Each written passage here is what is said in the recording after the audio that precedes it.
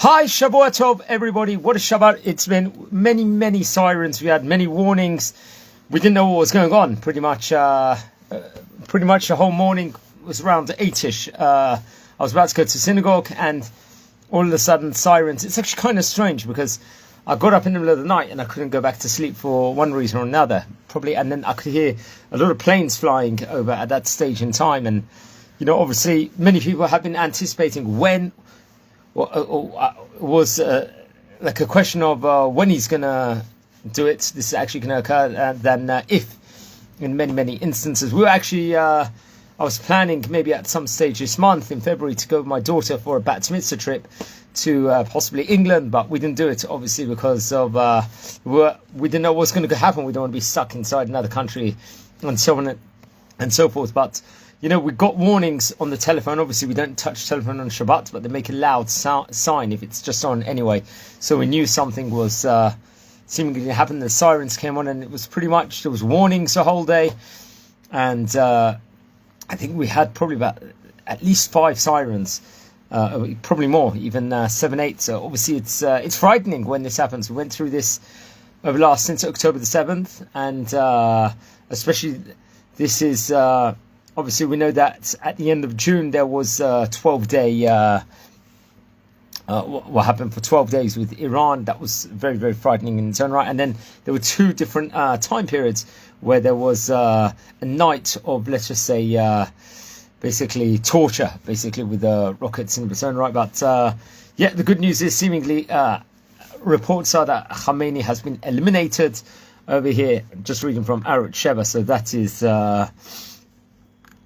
so people were breaking down, dancing, and joyous, especially various different yeshivot in its own right. And there's a special. I think people are coming to say a special different tefillot and gratitude to Hashem within regards to that. We hope there's going to be a new, better regime. Obviously, we hope there's going to be peace all over the world. At the moment, I just want to say a shir lamalot at the moment to hit him because as of, I think, last half an hour, unfortunately, I think Tel Aviv did get hit, unfortunately. So let's say a short tefillah, a psalm, a prayer that there's going to be peace all over the world, there's going to be safety, and if, God forbid, anyone got injured here in Tel Aviv, will be okay. Shila malot sayna ila arimeyan yevo ezri meim Adonai ose shemaim va'aretz ali ten lemot raglecha alinu shomrecha hine lo yenu v'lo yishon shmei Yisrael Adonai shomrecha Adonai tzlecha limecha yom shemesh lo yakrach v'lala Adonai yishmocha mikora yishmat nefshecha Adonai yishmot tzetacha v'cha me'ata v'yad olam. Everyone is going to be safe. And unfortunately, I've had to make these videos on multiple occasions where we're asking, praying for safety and reflecting, unfortunately, if something has happened. We know that. I think I recorded a video just after Yom Kippur, after what happened in Manchester, I think after what happened in Australia. Let's hope I won't have to do these videos anymore, and we're just going to see blessings all over Israel. We don't know what's going to happen in next, forget about next 24 hours, what's going to happen next week at the moment. I don't think anyone anticipated this, even from the beginning. I remember, I still recollect, I've mentioned this on various occasions before. I think I was in London for Sukkot 2.5 years ago, nearly. And I remember it was the early part of October, maybe October 6th. I was speaking to my brother and saying, how great it is in the world, especially in England, to be Jewish, how safe it is at the moment, how good it is, and so on and so forth.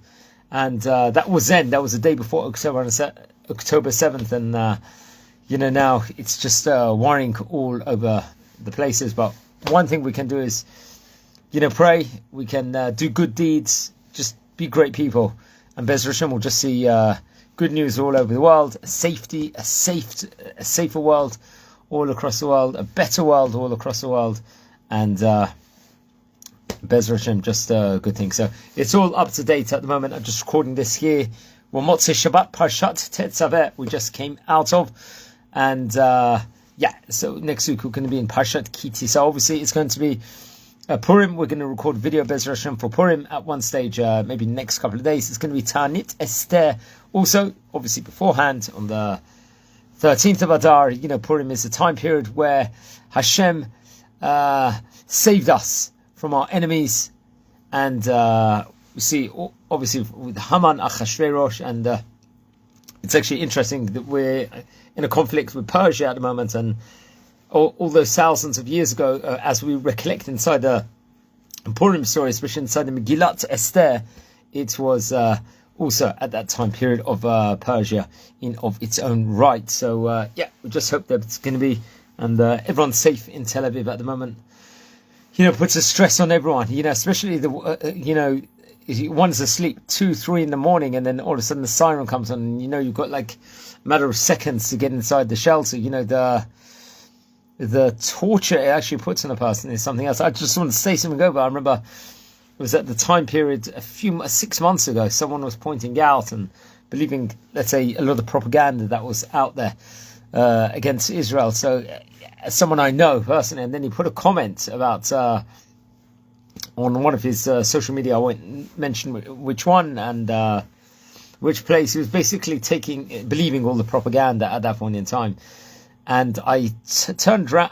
Many people were messaging back, unequivocally, and telling him, "Look, this is definitely not right. What you're saying," and so on and so forth. I pointed out to him at the time that look, no one mentions rockets ever and the sirens, but it is the biggest torture. It is petrifying. How many kids are in trauma at the moment in Israel over the last 2.5 years, because especially of the sirens and the rockets. No one seems to mention that as a general thing inside the media. So it is worrying. And I have a friend of mine, I think quite recently, he lives somewhere in Israel, and he actually went with his wife and kids.